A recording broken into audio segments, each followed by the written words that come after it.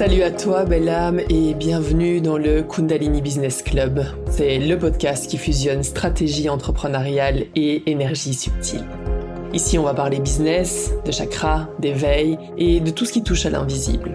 Mon nom est Émilie, je suis coach et activatrice business et énergétique. Je suis aussi fondatrice du studio Kundalini Radiance.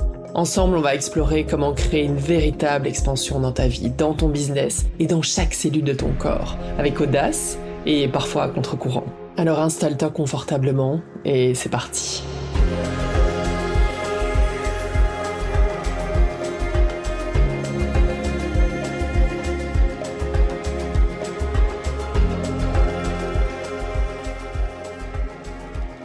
Salut à toi et bienvenue dans cet 11e épisode du Kundalini Business Club. Et j'avais une liste de sujets que j'avais envie d'aborder ici dans cet épisode, des choses qu'on m'a demandé sur mon groupe privé Facebook, parler des limites par exemple, et c'était l'idée du podcast de cette semaine.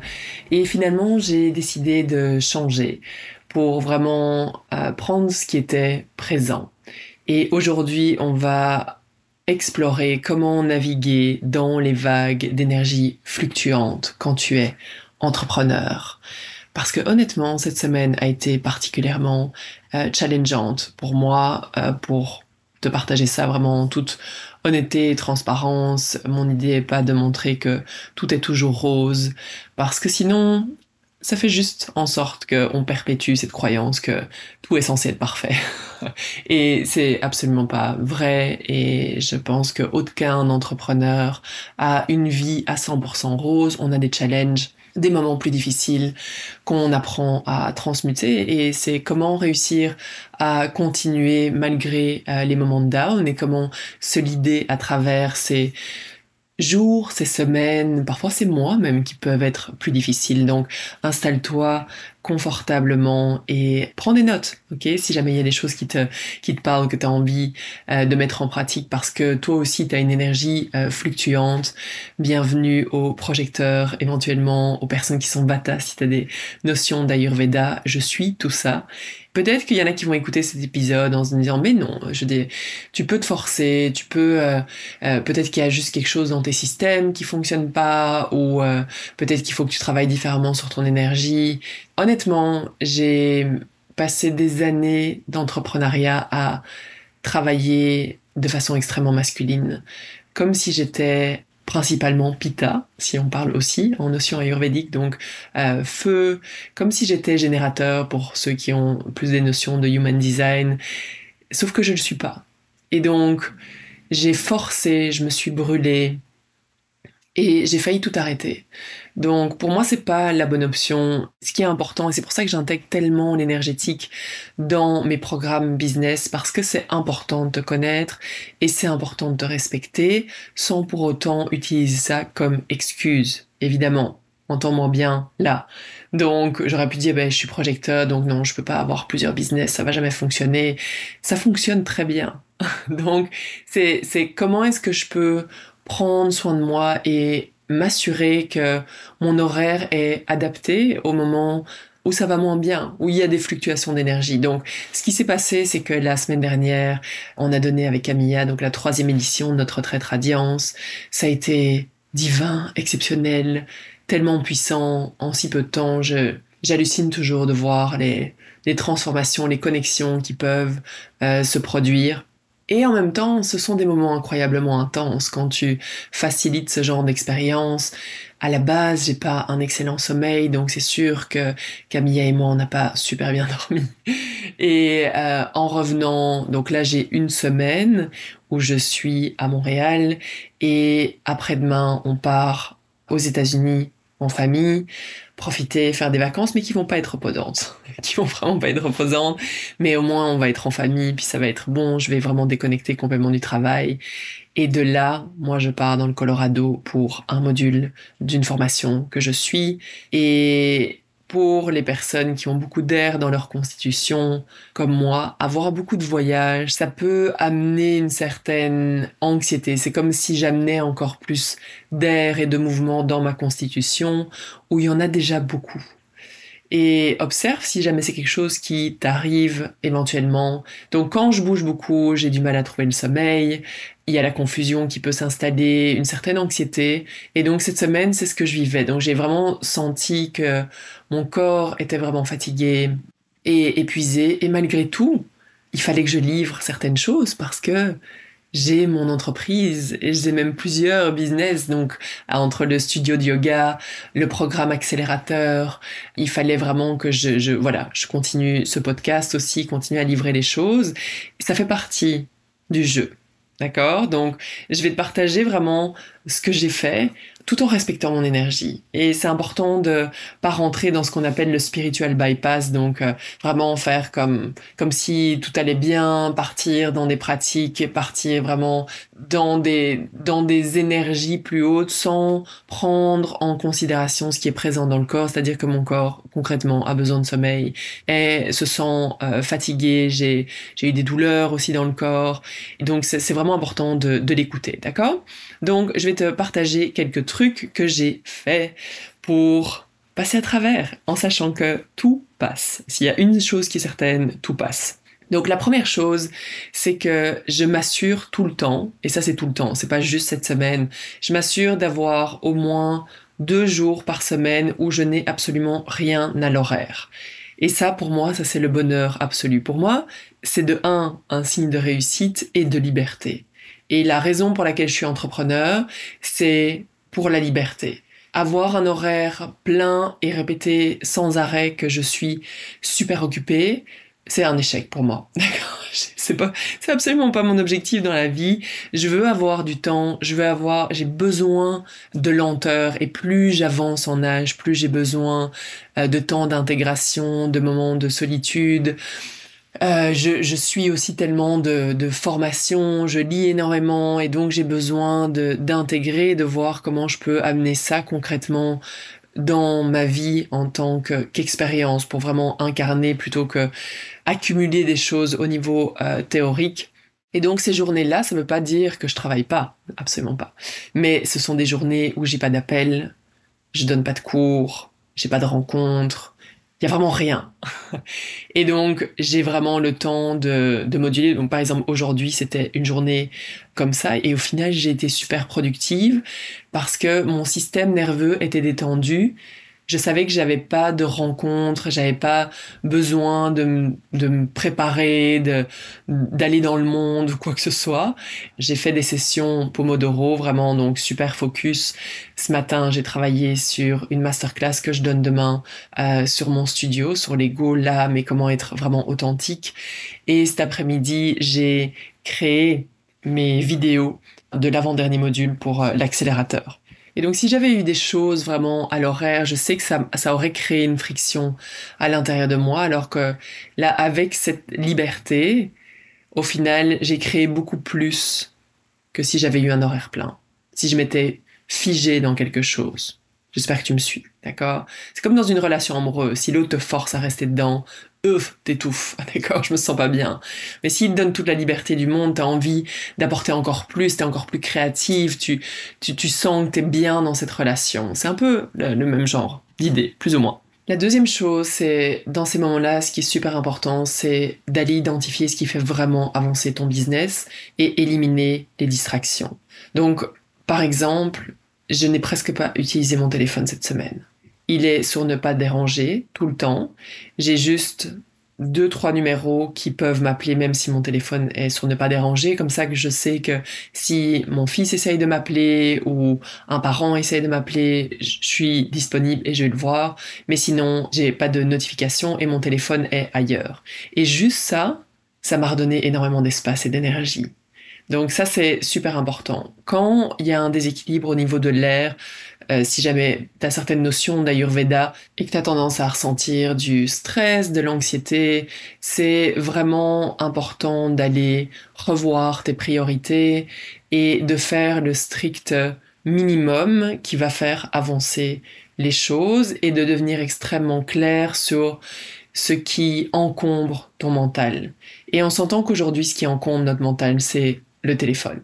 c'est les réseaux sociaux, c'est le fait d'être distrait sans arrêt. Donc là où ça fait une grande différence pour moi, il faut devenir extrêmement discipliné par rapport à ça, parce qu'autrement tu rentres dans un cycle infernal où tu nourris cette fatigue, tu nourris cette distraction, et au final on livre jamais un travail vraiment qualitatif en peu de temps. Il y a des choses qui vont nous prendre des heures parce qu'on est distraite par un message. Ah, il s'est passé ça sur les réseaux.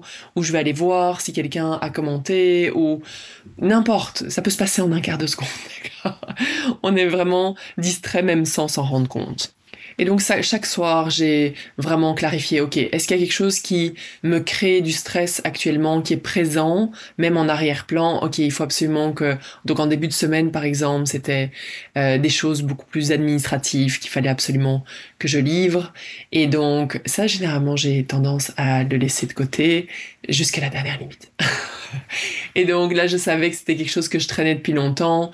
Ok, là, je sais que je peux le faire en... une demi-heure, une heure. Généralement, en plus, c'est assez rapide. Et donc là, j'ai vraiment livré, et j'ai déjà senti un apaisement. Aujourd'hui, je savais que, ok, je veux vraiment aller travailler sur ma masterclass, prendre le temps d'aller en profondeur, aller explorer mes livres, amener plein de pépites pour que ce soit vraiment qualitatif. Il faut que je livre aussi mes dernières vidéos avant de partir en vacances pour mon programme accélérateur, parce que je veux qu'elles aient vraiment tout le contenu pour y aller à fond dans notre dernière ligne droite ensemble.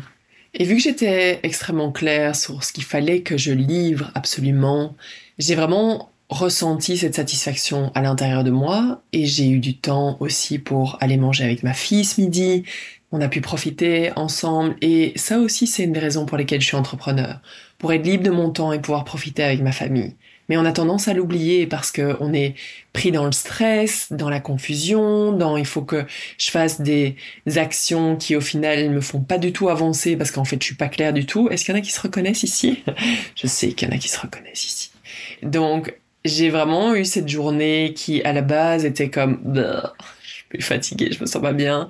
Comment j'ai réussi vraiment à la transformer en quelque chose de positif et faire avancer les choses. Et vu que j'avais ce sentiment de satisfaction, que j'ai vraiment travaillé de façon extrêmement concentrée pour la masterclass de ce matin, sans téléphone, sans distraction, donc j'ai vraiment pu tout faire. Cet après-midi aussi, j'ai enregistré mes modules, fantastique. Mais là, je me rends compte qu'il reste encore du temps avant d'aller chercher ma fille à l'école et j'enregistre cet épisode. Magique. Le troisième point, c'est vraiment quelque chose que j'ai dû apprendre, qui a été difficile pour moi parce que j'avais cette croyance que il faut que ce soit difficile, il faut que tu sois à fond tout le temps. Et en fait, je me rends compte que pendant des années, j'étais presque en lutte contre moi-même. Donc il faut que je me prouve non-stop, il faut que je prouve au monde, et surtout écoute pas ton corps. Non, c'est pas une très bonne idée. Vraiment pas. Donc, ce que j'ai dû apprendre, c'est à ralentir, sans culpabiliser. Le sans culpabiliser est vraiment très important, parce que la culpabilité, oh my god, que ça fait partie de la vie des femmes. C'était fou. Je travaillais avec tellement de femmes entrepreneurs et il y a toujours une culpabilité énorme. Parfois, on sait même pas d'où ça vient, mais c'est une sorte de ressenti constant dans notre corps. Et pour moi, prendre des moments pour moi, de pause, c'était inenvisageable. Mes premières années d'entrepreneuriat, jusqu'à il y a pas si longtemps que ça, hors de question d'aller luncher avec une amie, faire autre chose que travailler pendant la journée. Il faut que je livre, il faut que je livre, il faut que je livre. Est-ce que c'est pour ça que je suis devenue entrepreneur? Non. J'ai dû vraiment me réaligner et trouver la beauté dans la profondeur. Avant, par exemple, donc là, demain, il y a cette masterclass, j'aurais essayé de faire plein de contenus différents au lieu de prendre vraiment autant de temps pour créer une seule masterclass et aller en profondeur et commencer à apprécier de plus en plus justement des pratiques plus développées où on va vraiment sur un sujet en long, en large, mais quand même de façon efficace, bien sûr, j'aime l'efficacité, mais trouver la beauté dans le ralentissement, dans l'intégration et dans cette profondeur qui est typiquement féminine. Et je dois encore me réaligner constamment. parce que j'ai été tellement dans un déséquilibre, plus dans l'énergie masculine pendant des années, que c'est juste mon mode de fonctionnement. Et donc, comment est-ce que je peux me dire, rassurer mon système nerveux, faire une courte pratique. C'est pour ça que j'adore, pendant la journée, entre des sessions Pomodoro, faire une courte méditation et vraiment intentionnellement me rappeler que c'est ok de ralentir, qu'on peut avoir du succès en travaillant moins, en travaillant mieux, et juste changer ma perspective. Et ça fonctionne. Et en parlant de pratique, ça m'amène dans le dernier point qui est vraiment important, parce qu'une erreur que je faisais quand j'ai vraiment commencé à intégrer le yoga Kundalini au niveau du business, c'était d'un peu bypasser mon ressenti, comme je disais en début d'épisode. Donc, je me sens pas bien, je suis vraiment fatiguée, je me sens vidée, et je vais aller faire une pratique super yang, super intense de yoga Kundalini en me disant, ben c'est bon, ça va me booster. Oui, ça va faire du bien, mais c'est pas toujours la solution. Cette semaine, ce dont j'avais vraiment besoin, c'était de faire du yoga nidra, de faire des méditations d'ancrage, de respirer profondément, quelque chose de vraiment doux en fait, de m'amener beaucoup de douceur et arrêter de forcer. Et à partir du moment où j'arrête de forcer, mon corps se sent vu et entendu, et il y a un apaisement qui se passe. Donc fais attention dans les pratiques que tu choisis à pas essayer de forcer quand tu as juste besoin de repos, tout simplement.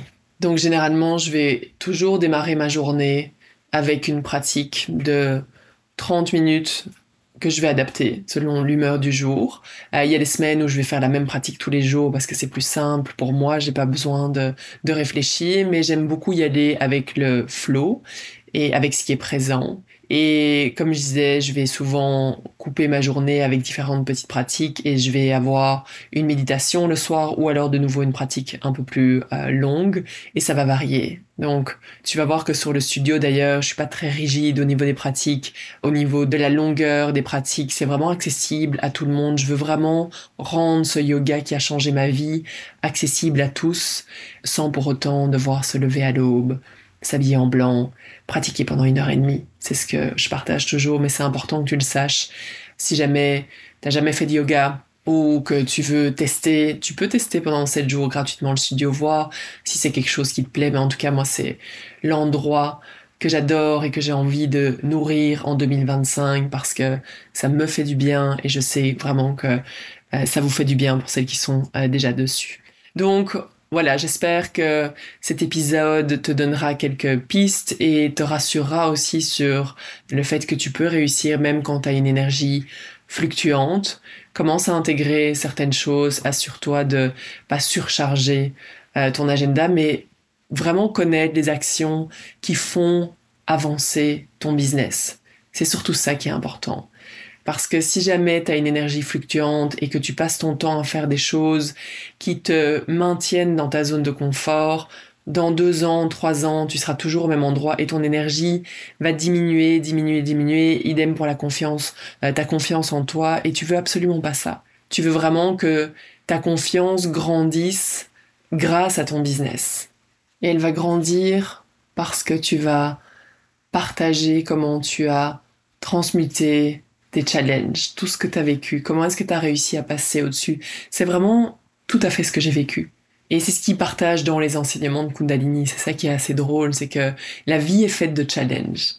Parce que ça va te permettre soit de les subir, soit de réussir à les transformer en apprentissage, en force.